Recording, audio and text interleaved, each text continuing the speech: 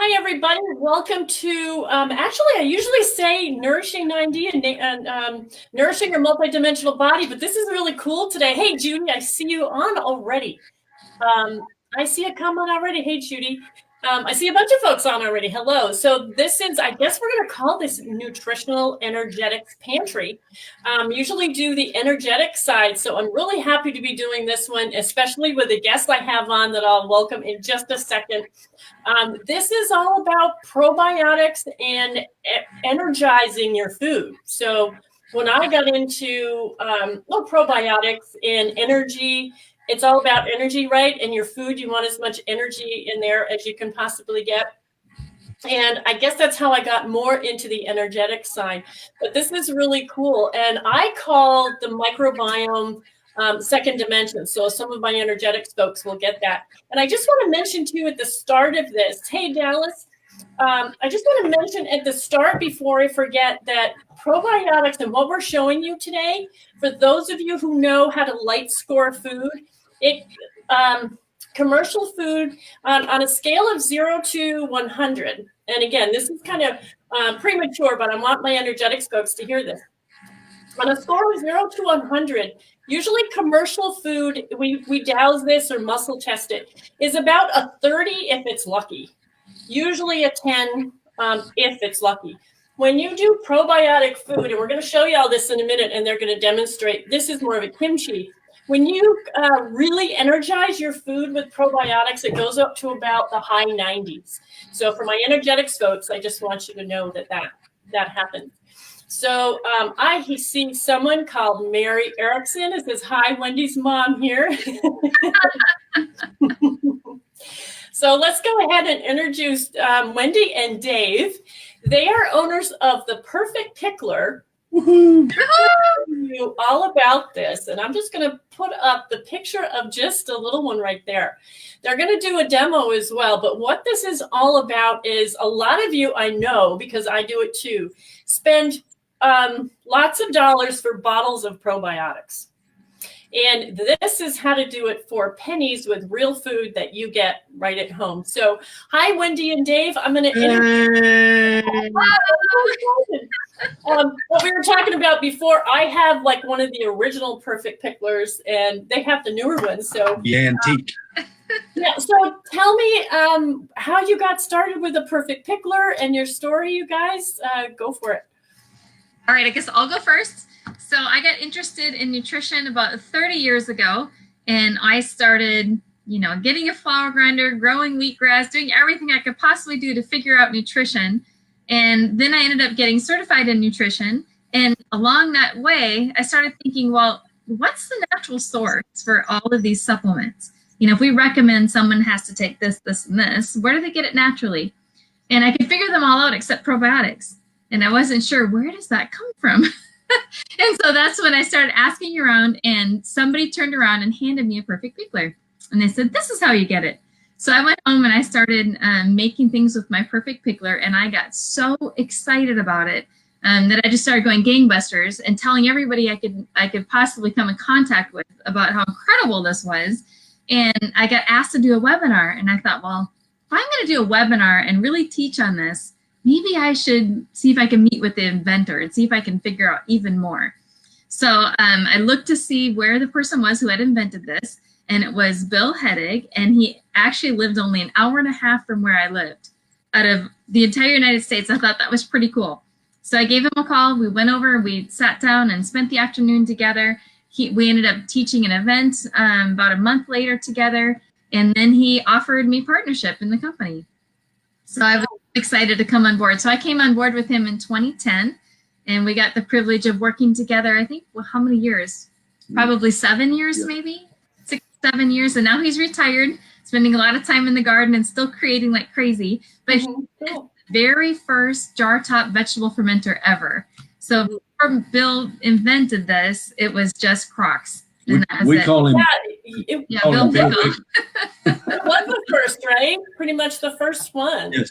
It was, Yes. in 1994. Mm-hmm. Yeah, and I think it still stands as just flawless. It's just such a good design. Mm-hmm. Well, I mean, I started with this, and honestly, I usually try a lot of things at different times. I've never tried a different one because why do I need to? So.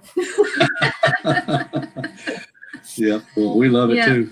It's awesome. But we have something fermenting here every day, every week. Mm-hmm.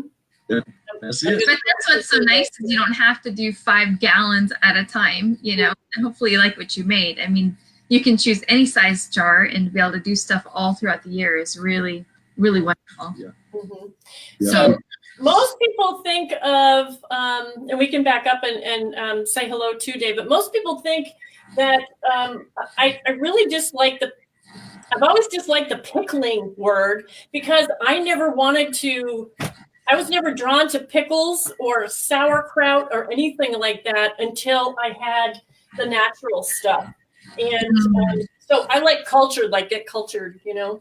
So Dave, so how did you get involved with all this? Well, it came with the marriage. When I met Wendy in 2010, you know, she was vegan at the time and was into the healthy stuff. And I listened because heart disease and stuff kind of ran in my family. So I got to, you know, she was preaching to me and got involved that way. I was never into cooking. I was never a big barbecue person, but the science of fermentation, that always really just grabbed me because it was just incredible. And like I mentioned earlier, people were buying these probiotic pills for, you know, $30 a bottle, and they're only getting like 4 or 5 species. It'll say L. acidophilus, L. plantarum stuff. Those are lactobacillus. That's what the L stands for. Those are the ones. But when you do fermentation, you get hundreds of species of different beneficial bacteria for pennies. And you know, not only that, you're preserving your food. It's much more nutritious when it was raw. I mean, it's just a super win. What I try to tell people is you make superfood out of really great produce that would normally spoil in your fridge. So that was a real attraction to me, and I kind of ran with it. I love the science of fermentation. So it is fascinating. Wendy, she hates it, but I tell people that's how you keep a body like this too. I like the superfood. I like the superfood word too. I mean, it is. I've got super kraut there, but I'm going to hide that and put superfood kraut or a superfood cabbage. Well, you mentioned kimchi. People don't realize it. It's very simple to make in the Perfect Pickler. One of the top 5 healthiest foods in the world. Right there in your hand is one of the top 5 healthiest foods in the world. It has everything in it. Vitamins out the wazoo, probiotics, digestive enzymes. It's just a superfood in a jar. You could probably go for that. And the you know, the sad part is that the good part is that we're relearning to do this. I mean, just hold my kimchi up because I have the word up. We're relearning to do this from the traditional food people. I mean, I started with the Weston Price Foundation. I think one of the I'm not going to say oldest, one of the longest standing chapter leaders of Weston Price. Sally Fallon and Cathy were here a couple of years ago. We had a week-long retreat. We did cooking classes beyond that. And that's really the basis of what I do with my cooking classes is do like traditional foods for a new age. Like I said, the good news is we're relearning how to do this. I mean, the traditional food people said, oh, I'm going to make this because it's cheap probiotics. They said, we want to preserve our food. So this is the way they did it. We're looking at it from a couple of different angles, plus also the fact that a lot of our food is so compromised nutritionally that this is a way to get back to digestive health as well as superfood health, right? Yeah. Absolutely. Yeah, absolutely. Yeah, I was going to just mention, I thought it was interesting. We had an opportunity a couple years ago to travel to Africa and India. And when we were in Africa, we taught fermentation, but I couldn't wait because I wanted to see, you know, what traditional things they were still fermenting, you know, so I couldn't wait to get to the, you know, back areas of Africa and India and find out. And nobody had any recollection of fermenting anything. I think we came across one person that maybe had a beverage that they remembered, and another one had a cheese, but nothing. And we got to India, and I asked her, you know, I make idlis all the time, which is fermented brown rice beans. And I love to do things with idli batter. But anyway, I went to their home, and I told her about idlis, asked her if she ever made them. Oh, you love idlis, she said. And the next meal, 4 hours later, there was idlis on the table, and I knew 2-hour fermentation. So I asked her if she could show me how she made them, and she pulled out a just add water mix out of the cabinet. It's absolutely, definitely got lost, but it's exciting to see it coming back. Yeah. Yeah.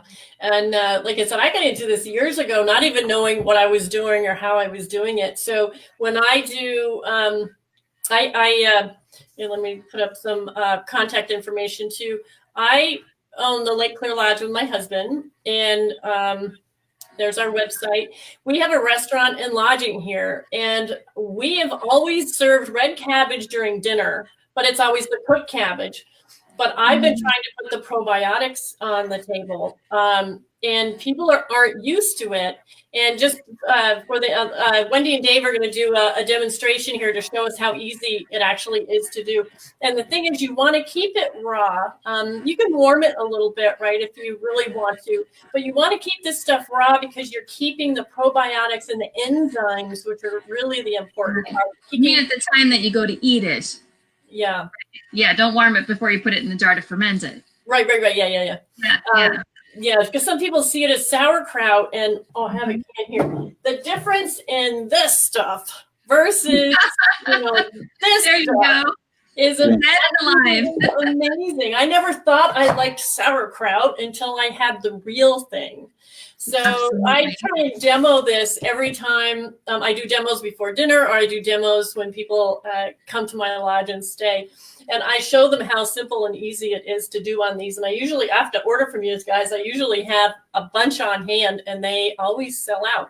So I demo them, and people go home with them. So it's really cool. You know, we've done a lot of homeschool shows and different shows. And if they stop and listen, and they get bug-eyed when they realize the miracle in the jar. When you produce that's a great raw food, and if you were willing to give it 4 or 5 days to ferment, let those beneficial bacteria run the show, it's incredible. They make their own vitamins. They add vitamins to an awesome product. They have digestive enzymes they can't chew, so they excrete digestive enzymes that we use for digestion. I mean, there's the trace minerals that come with the sea salt. I mean, it's just a win. It's just a lot of wins in there. And as soon as you start saying that, they buy as fast as they can. And we tell them when they buy it, they said, you've bought a lifetime benefit for you and your family. Yeah. Did you want Dave to start the demonstration? Sure. Yeah, and for those, while you're doing that, and for those, I always assume people kind of know what we're talking about. And for those who haven't done fermented or cultured vegetables, I mean, this is whether you're vegan, vegetarian, omnivore, doesn't matter what diet you are for these guys. Yeah, it's going to add to anything that you do. And just, really briefly, if you haven't done it before, I want to show you this huge, I had a farmer stop by, and guess what he brought me? Ooh, look at that cabbage. I got a bunch of them. I have a harsh crock, which is just a big Perfect Pickler. But for those who don't know it, they're going to demonstrate the Perfect Pickler, which really, if you have a ball jar and the top and the little fermenter top, which they'll show you, 4 days. Wide mouth. Well, yeah. Wide mouth. Yep. Yeah. 4 days and a little bit of salt, and you've got probiotics that you can't even dream of in a little jar. So I'll have Dave and Wendy show you how simple this is to do, and they'll explain as they go. Yeah. Alrighty, so we'll get this out. We're going to do. There's really 2 different methods. So if you're making sauerkraut, you would add only salt to the shredded cabbage. You would never add liquid. You actually use the liquid in the cabbage. Yeah, leaves. It produces its own liquid. Yeah. The other method would be making a brine pickle, where you're going to actually mix salt and water together to make a brine and put it over chopped vegetables. And that's what we did today. So now if you can see, I went out to the garden today and picked a daikon radish, and I just chopped up an onion to go with it. And that's all I'm going to do. It doesn't have to be a recipe. It don't have to have all these special spices. You know, I'm just preserving it, and I'm going to love to scoop it on the salad when it's done. Yep. So by next week, I'll be enjoying it. Yep. Okay, so what do you do now, Dave? And yeah, the probiotic beneficial bacteria that we're wanting, they're already they live on the vegetables that you've chopped up. So they're ready. They're in there ready to go. She's chopped them up. She's put the jar almost full. So what we're going to do is we're going to mix a brine solution that we're going to pour over that. And that is mixed. What we do is we take a pint jar, 2 cups, and we add 1 tablespoon of Celtic sea salt. There's this is the salt that comes in our kit. It has like 70 to 80 different minerals, so it's good salt. Trace minerals, yeah. We recommend Celtic sea salt, but there's lots of great sea salts out there. Real salt, Himalayan, all those are great. Most people have a sea salt at their home, so there's 1 heaping spoon. Since this course, I'm going to put it on there, and then I'm going to vigorously shake the salt water. So that's 2 cups of water, 1 tablespoon of sea salt. Mix it up for a second. That gives you that approximately 5% salinity that we're after. So what we're going to... But there's a range, so you don't have to worry about it. It's not an exact science. You don't have to be totally exact. Just around the 5%, but that's what we get there. Then we're going to take our overflow cup, and we're going to add some water here. And what we're going to do, I hope you can see it, is I put the brine in there. We're going to put the cup in there to where it's about flush with the top. And then we're going to pour some more water in there. And I like to leave just about 1/8 of an inch of airspace. Once the bacteria get to the fermentation process gets moving, what little bit of air is left is going to be quickly displaced by carbon dioxide. So it'll be air-proof system once it gets moving. So once I put the brine cup in there, I put the gasket in the lid. Like that. This little piece here prevents the cup from suctioning to the lid. Yeah. So that way any expanding liquid can just pool into that cup, which was ingenious by Bill, because now there'll be no leaking out of the jar. Mm-hmm. You don't have to babysit it. Yep. Which is really nice in today's society. Mm-hmm. Airlock. If you'll see, there's a max fill line that goes across there. And what we're going to do is I've added a little bit already, but add a little water to where it gets to that max fill line, just like that. Everybody can see. Mm-hmm. There's the water. And we just screw it into the thing. Well, just kind of push it down till it's like 1/4 inch. And there we go. So, I don't know if you can see. When we've tried several different airlocks, different kinds. We like this one is just simple. It's so simple to see that it's an airlock. I don't know if you see when you put this kit together, there's going to be enough pressure when you seal it down that it's going to push the water to where you can see it's uneven. If it stays uneven, we know there's an airlock. If it levels out, then you know that somewhere there's air escaping somewhere. So we would just make sure that we'd either tighten it. Sometimes when you're doing pickles and you've got lots of seasoning stuff in there, sometimes the seasonings can get up on the gasket and air will leak out. But most of the time it just seals right down like this is. This is a good airlock. This is set up. You can go on vacation. You can go across the world and a month later come back. We've got sauerkraut. How many months has that been set? We got one almost 2 months. 2 months old. I mean, it doesn't take that long, but you can let it keep going. It's just getting better with time. Yeah. And this, rather than this produce spoiling in the fridge, we'll turn it into superfood, and you don't have to babysit it. The beauty of the Perfect Pickler is you can watch what's going on. You can see, like tomorrow, we'll be sitting here and we'll actually hear it bubble.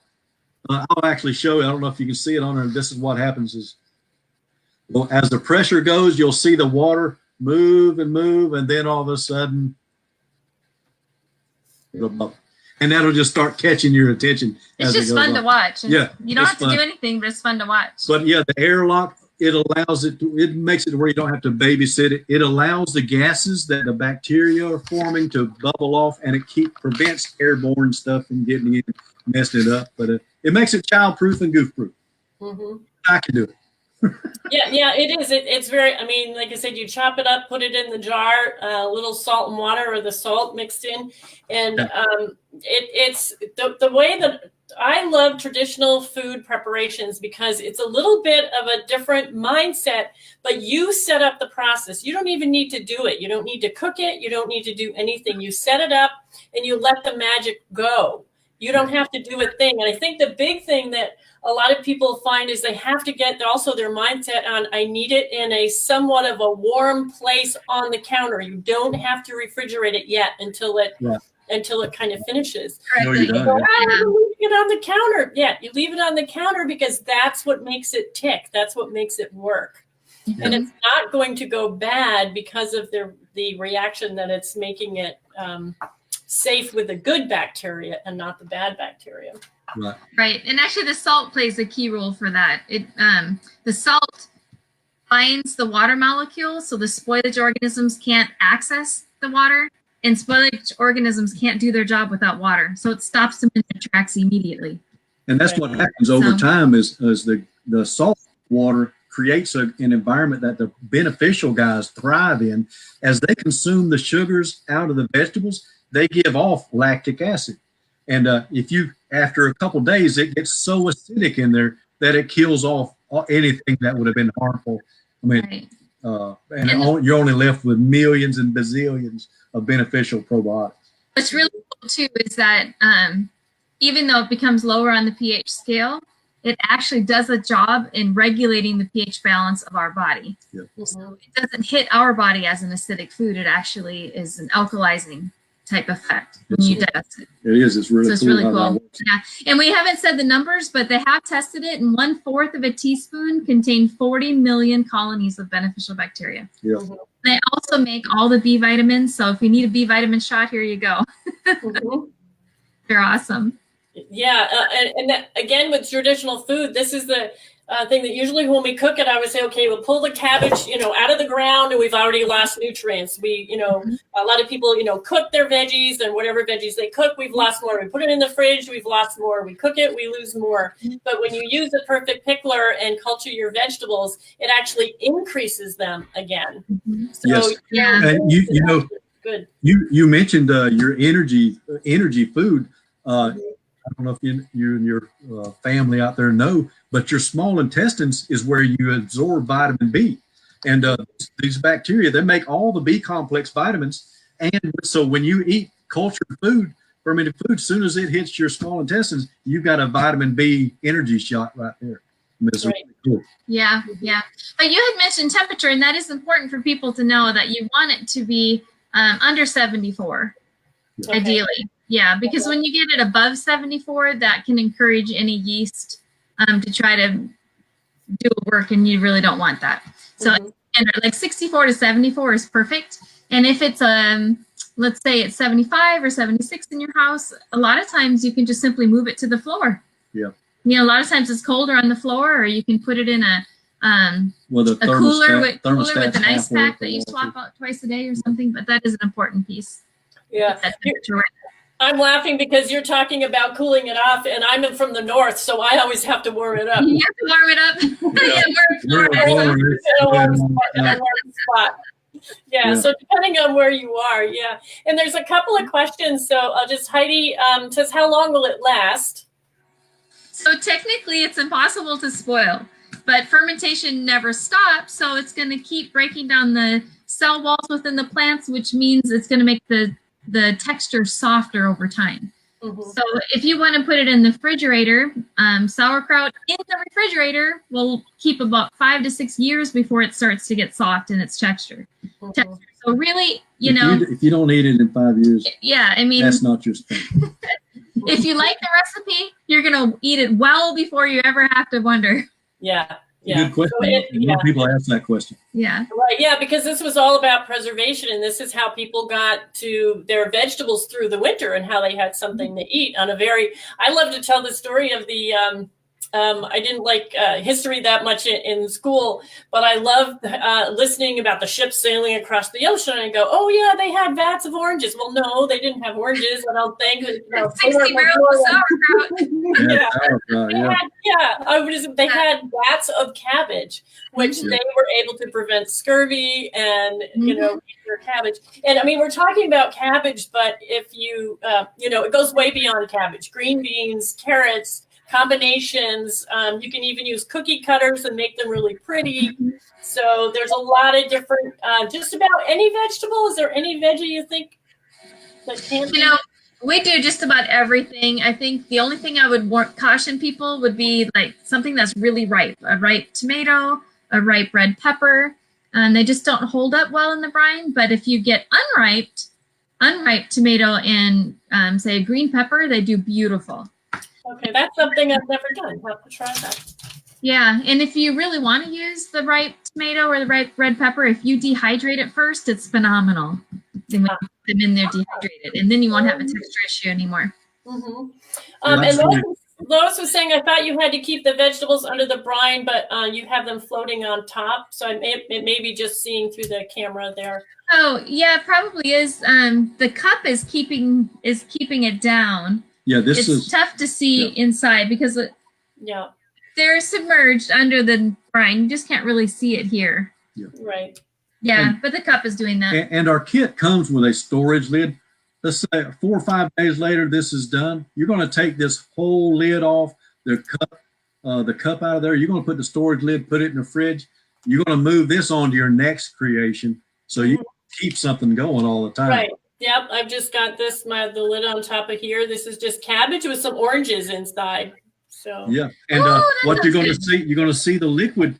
I poured clear water in there, but after every day, it's going to get cloudier and cloudier. That is a great sign. That's what you want to see, is a proliferation of probiotics in there to where you can't see through it anymore. Mm-hmm. It's fun for people to have on the counter and see them. I mean, I think it's fun. It's a conversation piece. And then you look like you're super smart, intellectual people. That's right. Yeah, I'm doing this today. But yeah, Lois was saying she ate 6-month-old kraut today, and it was just a bit softer. So yeah, it's a preservation. So yeah, and as over time, you get different species of probiotics that take over. It gives a different flavor over time. Mm-hmm. Eat it at 4 or 5, like sauerkraut. It'll be preserved at 4 or 5 days, but over time you get different species that take over, different flavors, different texture. Mm-hmm. Yeah, so it really is the artisanal, very artisanal and and we experiment. We throw different flavors into ours. You've had vegetable sauerkraut. I'm a kimchi lover, and to me that's just the greatest thing ever. I love kimchi egg sandwich. Sorry. That's fun. And I would just put your website back up there too, because you have a lot of recipes. And I mean, when people buy these, it will come with directions. You've got some great recipes online. You have all sorts of help and pictures and that sort of thing as well too. Yes, Bill was very good at creating recipes, so he's given us quite a number of them. Mm-hmm. I tend to just do basic ingredients because I'm always in a hurry, but. Yeah, and that's the thing, though. You don't have to do anything fancy. You just, if you have some, cabbage, carrots, beans, beets, whatever it is, you're going to be able to preserve them. I'm going to kind of put up this picture again, too. You're going to be able to preserve them with the best thing going, with superfoods or whatever it is. And 4 days in the Perfect Pickler. Now, I've got a couple of tops. I even gave one away last weekend at a retreat. We made cultured vegetables at a retreat, and somebody wanted to know. So she's a friend of mine. So I just packaged it up for her, showed her how to do it, and let her take it home. And she's just been typing me with questions, but it's really that simple, is to just watch it and let it do its thing. The other thing too is they're not really standalone meals. They're really accents or condiments. Right. So a lot of times people just picture themselves forking it, but that's not really. You stir it into what you're eating. So it makes any salad fabulous, any sandwich unbelievable, and you can even put it in your soup. I love it in soup. And if in a hot bowl of soup, it's not going to kill anything. It would have to be under a steady temperature, like on the stove, to actually destroy the beneficial probiotics and stuff. Yeah, and that's a super good point, because if you feel your digestive system is compromised or sensitive, however you want to, call that, really don't go doing forkfuls, because there will be a reaction. And if that happens, it's not because you don't, because people go, oh my God, I couldn't take that stuff, I really got bloated. And well, no, you really needed that, and that's what happened. You just overdid a little bit. Yeah. So you be sure to, if you haven't had the real thing before that's really good stuff, then just a little bit at a time. It goes with the like kefirs and kombuchas as well. You wouldn't be downing bottles of kombucha if you haven't done it before. Same thing with the vegetables. Just a little bit at a time, and that's what it was for. It was for a condiment. And I always like to bring up the idea of like the condiment tray at meals. Where did that come from? That came from, especially at big meals, that came from, you had your cultured cabbage or your cultured carrots or ketchup. All the condiments were meant to be eaten a little bit at a time with the meal, because it helps you digest your meal and helps the whole digestive system. Something I want to add, two recipes that are in there that are really popular. One of them is for kids, would be the salsa starter. It's, kids love salsa and chips. And, when they make that salsa starter and it's done, then they add the red tomatoes after it's done and dice it up. Every chipful, the kids are eating, just life to their guts. And they have no clue. They're just eating chips and salsa to them. But the mom knows that it's a win-win. Plus, there's antipasta, the Italian. Those are really, people put it on their pizza after they've cooked it, add it on. It's incredibly good, very popular. Yeah, I was going to mention, you were talking about people slowly introducing it. What we've done sometimes that's worked really well is to put the sauerkraut in a blender and blend it up really, really good and strain it really good, and then just have them sip on a little bit of the juice at first when they're just introducing it, if they're having a really hard time. And Donna says, Donna's a Western Pricer. She lives near me. She said she had a batch that didn't take. What could have gone wrong? Well, if it doesn't turn out, there's two things. You either forgot the salt, because that's really the only way to mess it up, because so you're either going to have fermentation or it's going to rot. So if you forget to put salt in there, it's going to compost. Okay. So when you open it up, if you forgot to put the salt in and it started to compost, you're definitely not going to mistake that, and you're not going to eat it by mistake.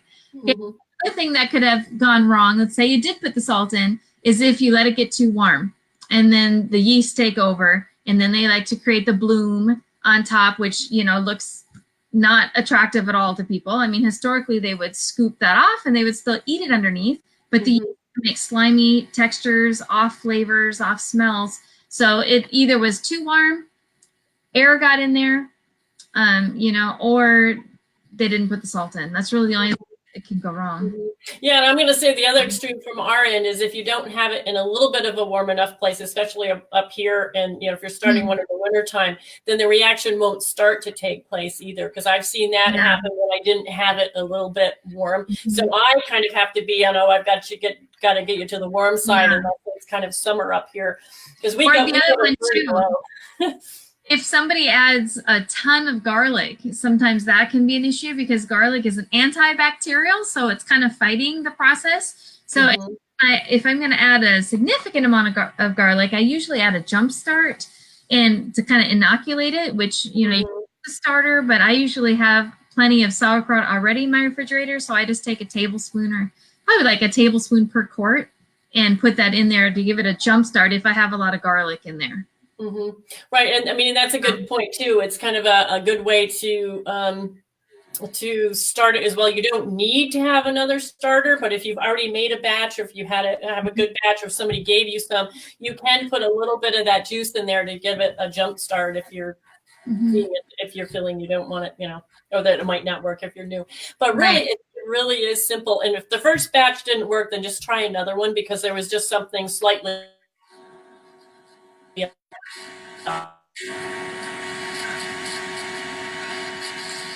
Cathy, I don't know if you can hear us. Something's going on with the feed. Not sure if it's you or us. Hello?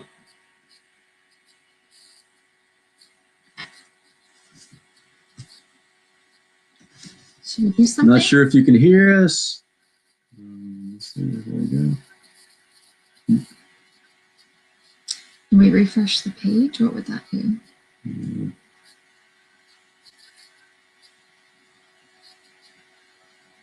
Where's your Wi-Fi signal? Did we lose Wi-Fi? No, Wi-Fi's right there. So we still got Wi-Fi. Yeah. Hello? See if I can extra. We must have dropped it.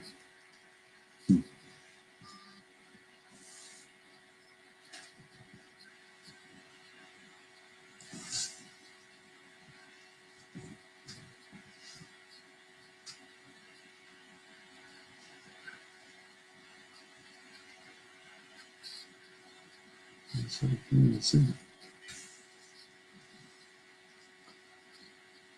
Well, we got through most all of it, huh?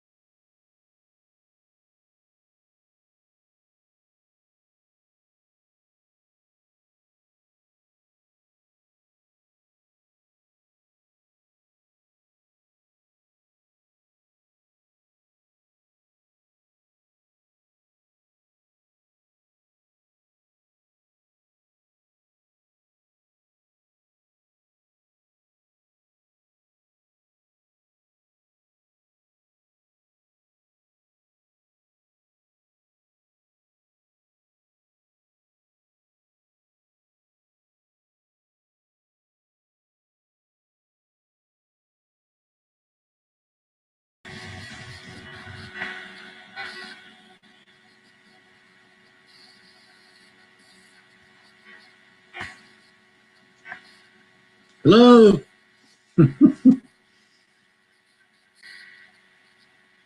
She coming? Yes? Yes! Was it you or us? We don't know what happened. No, yeah. Yep, it's still. There we go. It's still slide. That's okay. You can. Yeah.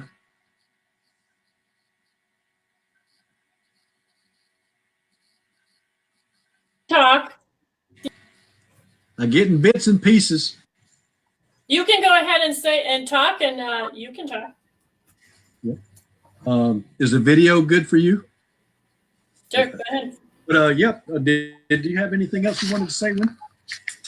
I don't know. I think gut health is just such an important topic, and there's been so many series out.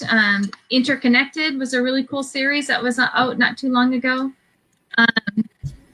There's just so many resources. I've just really encouraged people to start definitely getting probiotic foods in throughout their day, along with learning how to care for their gut. Yeah. Just so important, so and foundational. And avoid antibiotics unless you've got to. Yeah. Yeah. You know, people take antibiotics for every little thing, but you know, probiotics are so much better for you. Yeah, and we live too clean. Yeah. You know, the microbes that live on us we get them a lot from our environment, from the soil when we pick our vegetables, and it's important that we allow some dirt to get under our fingernails once in a while. Yep. Yep. We're designed like that. Yeah. Anyway. And Cathy, we very much enjoyed the chat, the discussion. Yeah, we can't hear you at all. Yep. So we're just going to assume you can hear us, and say we very much enjoyed it, and look forward to talking to you again. Yeah, and if everyone wants to watch our Facebook page, I'm heading to Africa again in July for a month. So, and I get to teach gut health to some African doctors for a day. That'll be fun. And we're going to be working with sustainable agriculture and doing the whole process from soil-based organisms all the way through to picking the vegetables and fermenting them. Yep. So, it'll be awesome. They're going. Oh, well.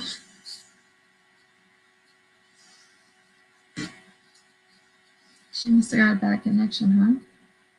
Yeah, you know, I wonder, I wish there was a way. The problem is if we got a long Ethernet cable, and that way we could plug straight to the router rather than putting in Wi-Fi.